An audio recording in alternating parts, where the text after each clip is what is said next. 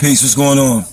So, Syracuse, New York, poverty, ranked #1 in the nation. That's a travesty. That's criminal. You understand? And that's the reflection of a broken system. So let's talk about this a little bit. What's the science behind poverty? Poverty causes many other elements to occur. When people come from an impoverished or oppressed background, many other things take place within the poverty. For instance, violence increases all the time. You know what I'm saying? When you have a lack of high unemployment, you have poverty. When you have a lack of education, you have poverty. Poverty is also synonymous to all of these particular types of elements that I'm discussing right now. When you have poverty and oppressed people, you have addiction. You know what I'm saying? You have an increase in addiction and that has been going on in our communities for decades. You have an increase in disease. That's been going on in our communities, for decades. Matter of fact, Syracuse, New York, one of the biggest syphilis and gonorrhea outbreaks, you understand, in so-called black and Latino communities is where it exists mostly. These communities are affected mostly by poverty. They are excluded from all types of services and resources that would allow them to help, that would allow them to get help, that would possibly begin to change the condition. See, when you have education, when you're educated and you know better, you can do better. But we're dealing with a system in Syracuse that is broke on purpose. It's broke. You know what I'm saying? It's very exclusionary. It doesn't include everybody on purpose. You understand? So when we take a look at Syracuse, how we have 30 empowerment poverty zones and how we went from just 5 years prior to having 16 to having 30. You understand? It's doubled. You know what I mean? Almost doubled. So that means that we have a serious problem. Is it that the people are not proactive politically? Is it that the people are used to living in this condition? Maybe they are.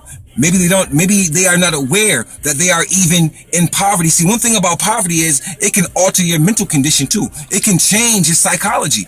You'll begin to have conduct and behavior that would not be becoming of you or your people decades prior. You know what I'm saying? You begin to change the way you do things because you're in a survival mode. You understand? So poverty causes us to think irrationally. Also, it causes us to do things that we wouldn't normally do, especially when you know that nothing else is being used to help you get out of this situation. So let's take a look at it again. We got a broken administration and a broken system, and it is up to us, the grassroots, the people who are oppressed and the people who are living in poverty, to fight this system.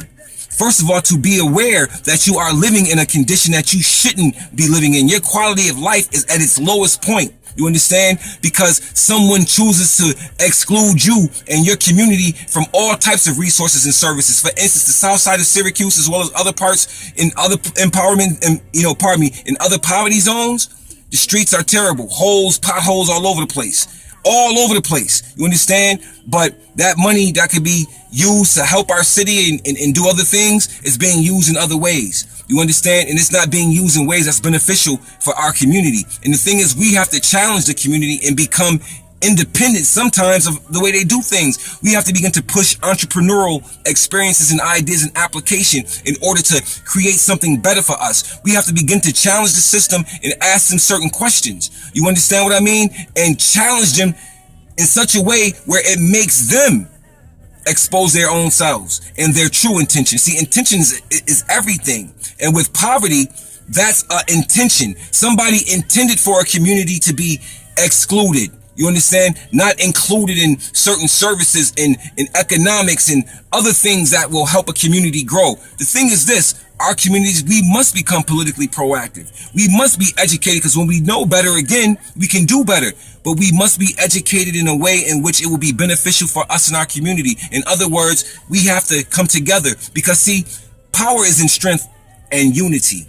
And when you have power, strength, and unity, and nothing can break that apart, then you have the politicians who will come and do exactly what you say, because they want your vote. This is how you can run things, by the power of the number and the strength of the people, and the process of the voting, being able to put somebody in office, or being able to demand them to do what you want them to do in order to get that seat.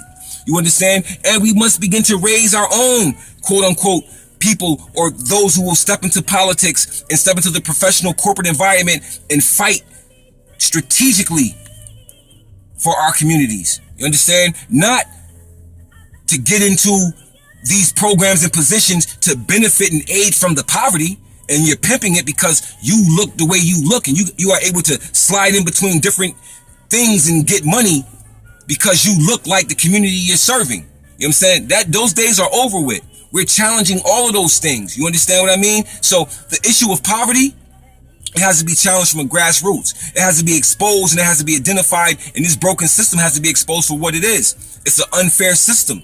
You understand? And they have people that look like us in different positions of influence that could actually cause and help some things to begin to change. But the hands has been lined.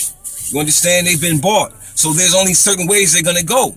You understand? So it is up to us to put them into perspective, and to put everything they do into perspective, and to put into perspective this thing called poverty, because it's vast. And it's not only Syracuse, New York, but it's every inner city that has poverty. And we seem to think that poverty is normal. We become desensitized from what poverty really is. For instance, violence and gunshots. When children in my community hear gunshots, they keep playing like it's business as usual. They don't duck, they don't dodge, they don't run, they don't hide. They keep playing. They've been desensitized. They think it's normal and it's okay. This is why I say when the abnormal becomes normal, these are the things that occur. See, poverty is an abnormal condition.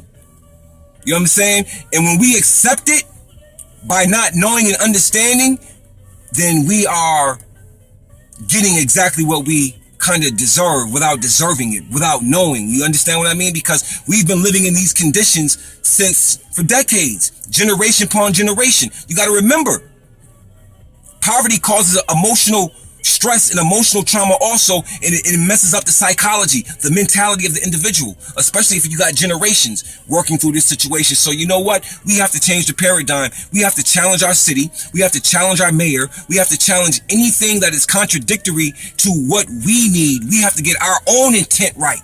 We have to know exactly what we need, not what we want, but what we need. See, needs and wants is two different things, and that's another video.